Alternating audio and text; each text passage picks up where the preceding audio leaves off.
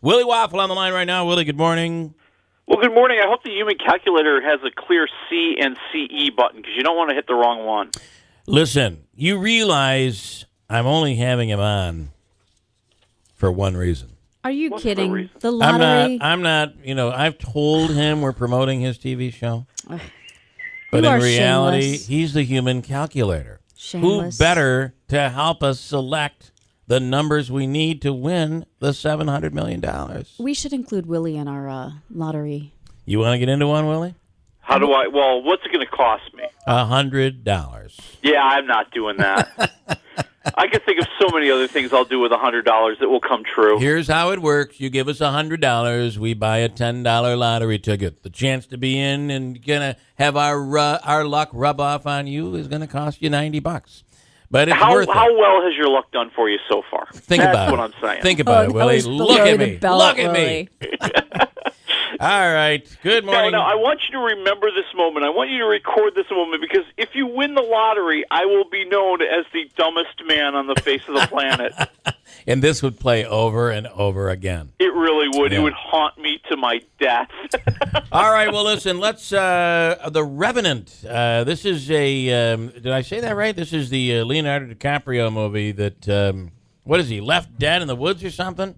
Yeah, he's this mysterious scout leading a group of fur trappers through the wilderness in the 1820s, and he's viciously attacked by a bear. He's near death, and, well, they can't get out of there because they're trying to escape the Ree, and they're trying to escape everybody else who's chasing them. So the captain of the group offers a reward for the person who will stay behind and make sure Leonardo DiCaprio is safe, and the one person who takes the offer is the one person in the world who hates him the most. And that's not going to end up well. Dun, And now dun, dun. DiCaprio's crawling through the forest looking to get revenge. I thought when I first saw him on Titanic that this is a goof. This guy's been able to pull off all of these all these roles, and he's picking up roles, but he's really turned out to be a really good actor, right? Well, I think you see that in The Revenant. The idea here is that this is, in many ways, Leonardo DiCaprio's Castaway. There's not a lot of dialogue for him in this movie. It is truly about what he can do physically, what he can do emotionally to kind of connect with the audience. And you see him crawling through the forest, and then crawling through the forest some more, and then crawling through the forest some more. They get a little bit of crawling going in there.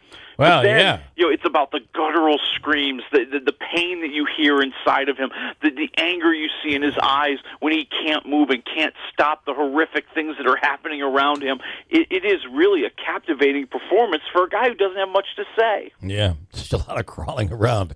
The guttural scream. It's what I usually have when I'm on my big diet. The guttural scream, hunger. What are you giving this Revenant? I'm going to say 3.5 waffles for The Revenant. Nice. Wow. The other one also is somewhat rural, right? The other movie you reviewed? Yeah, this is called The Forest, which is another movie about people who are trying to find their way through the wilderness, except this one is a stupid ending with a boring movie attached. Oh, boy. See, you got Natalie Dormer playing this identical twin who, I don't know, feels a disturbance in the force or something and realizes her sister is in trouble. And her sister's over in Japan, and she's entered this forest that's notorious for people going there to commit suicide. And it has ghosts that play with their minds. But Natalie Dormer doesn't believe her sister's dead, so she's going to hop on a plane, cross the globe, go to Japan, go into that forest, break all the rules that you're not supposed to break, and try to find her sister. Wow. Clearly, you do not like this one. No, because it's just a half-baked story. Yeah. They throw in a whole bunch of ideas that they think are supposed to be in a horror movie. They give you a couple characters that are kind of like the typical characters. The hunky travel writer that's going to help her. The Japanese guide who knows all the way through the forest and all the nooks and crannies. And then you're supposed to be lured in by trying to figure out, well, what's real and what's imagined by her as these evil forces within the forest try to mess with her brain. But you'd have to care about her to make that compelling, and you don't. And you need more of a mystery to kind of hook the audience and get them excited and get them wondering what's going on. It's just completely undone. And it's undone by this just ridiculous ending that gets tossed in out of nowhere because, well, we're supposed to have a surprise ending. Yeah. That's interesting that you say that you don't care about the character. That is really important in a movie, that you you become ingrained in the movie to the point where you really care about the personality. Yeah, and the writing's not there. I mean, I can't blame her. I mean, there's only so much you can do with a really bad script. Yeah, I'd say like half a waffle for The Forest. And anything new on the Star Wars front, other than the fact that it's the highest grossing movie of all time? Yeah, I mean, it just keeps making money on top of money on top of money, and it's just going to keep rolling along. And I'm starting to get excited for the next one that's going to come out later this year. The number of people I'm hearing that have seen this movie twice is really incredibly large. Yeah, and that's what's compelling, or that's what's really driving the numbers. What's also driving the numbers are higher ticket prices. I actually saw a breakdown the other day. The number of tickets sold makes it maybe like the number 20 movie of all time, but because it costs more money to go to the movies these days, that's what makes it number one.